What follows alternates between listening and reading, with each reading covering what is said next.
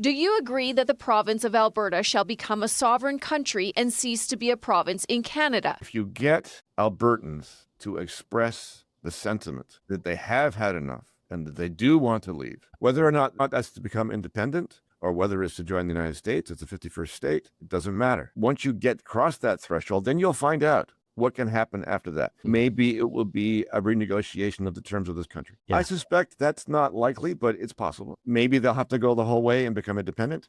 Maybe after they do that, they will think about joining the US or not. We are heading into the undiscovered country now. We don't know. Things continue to get more messy and complicated for Alberta patriots as government bureaucrats come up with delayed tactics to deny Albertans the right to vote for their independence. The challenging court battles and attacks from the government-paid media have begun. The Alberta Prosperity Project vows to fight in court for as long as it takes to make sure Albertans make their voices heard and get a real referendum on independence and separation from Canada. If you support these videos, please like and subscribe. I appreciate it. Yeah, my name is Brian, and my question is, if all this is legal and the referendum and everything, why are we letting the government take us through the court procedure to decide if we can do this? Well, again, it's just game playing on the part of the government. I still want to find out who it was that amended the Citizens Initiative Act to put that provision in. Somebody obviously did that to delay. And another provision of the Citizens Initiative Act is that the Chief Electoral Officer and Elections Alberta are supposed to work with question proponents to help them if there's any concern that the question that they have isn't legal or appropriate. Needless to say, they never reached out to Mitch Sylvester. They never reached out to our office to say, hey, we have some concerns about this. Would you like to add the words, consistent with the Constitution of Canada to the end of your referendum question so we don't have any concerns? We would have done it in a heartbeat. Right? But of course, this is game playing. They are trying to delay us, right? And this is going to come back, if Danielle doesn't simply adopt our question and put it forward under the Referendum Act, which she can do, she has the ability to completely ignore the court. If she doesn't do that, I think there's going to be hell to pay come the AGM, and that's why I want all of us there. So thank you. Thanks for the question. The Premier of Alberta isn't just talking tough. She's playing chess. She set down a list of demands to Ottawa, knowing full well that the federal Liberals will never deliver. At the same time, she's out hosting town halls, rallying Albertans to the idea of real independence. And when, inevitably, those demands are not met, she'll have the perfect case. Confederation cannot be salvaged. And Alberta deserves to chart its own course. Looks like she's building a roadmap to freedom, one broken liberal promise at a time. How do you design a constitution differently so that the elites sitting on the court are not the ones dictating to everybody from now on how far you're right to go?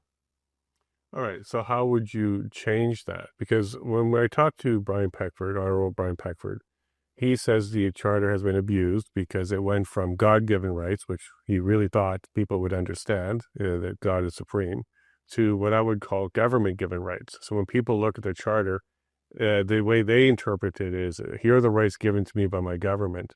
Would you flip that model so that it's restrictions on government versus restrictions on the people? Yes. So this is a very good first step in imagining a new constitution.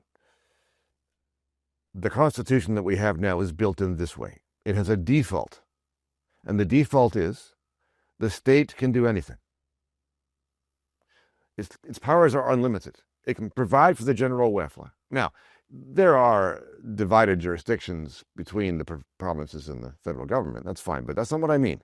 The state as a whole, if you include the federal government and the provinces and all the other bits of the state's powers are unlimited, except for those rights as set out in the charter. So it's unlimited except, okay?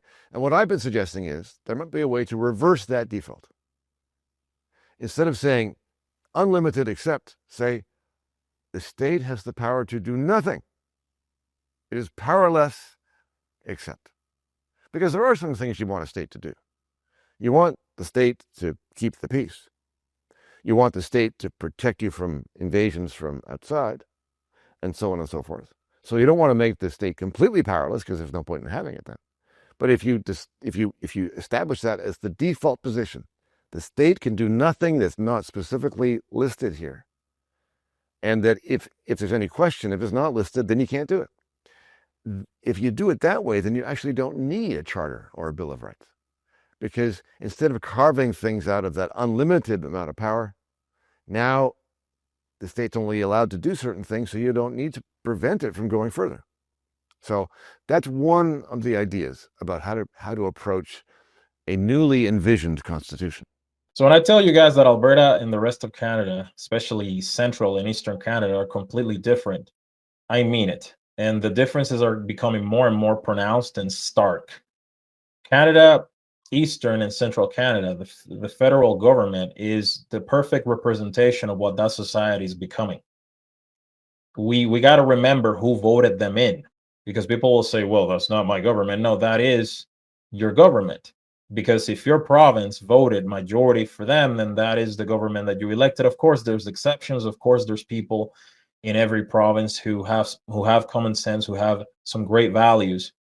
But make no mistake about it, these people won by a large margin. They're becoming more amoral. They're becoming more corrupt, more emboldened in their decay, more emboldened in their destruction of the values and social structure that this country used to have. And that's because the people figured out and decided that this is a movement of the people, not a movement of the politicians. And we were just talking this morning over coffee before we started about the politics that surround this. And it really does need to be a movement of the people, a literal for the people and by the people. Leave the politicians out of it for the first little while until it's their time to come in and finish the job. But in the meantime, it's up to us. And while I was in the midst of all of this, I learned a lot, not just about politics, but about the forces around politics. And when we see these independence groups begin to fall apart and people blame egos, I learned that that's only half right. Yes, it's egos. But what actually happens is it's the people on the outside, and it's global, that don't want to see us become our own nation. They come in and they find the low-hanging fruit within those groups, who they can manipulate, who they can make promises to, and then they use those people to collapse it from the inside rather than from the outside. So it looks like it's a bunch of infighting.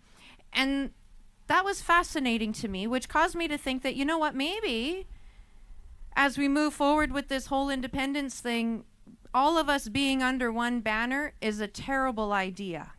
We need several groups to be doing this. We need all the voices out there, that we're all working together. We're all friends. We all talk.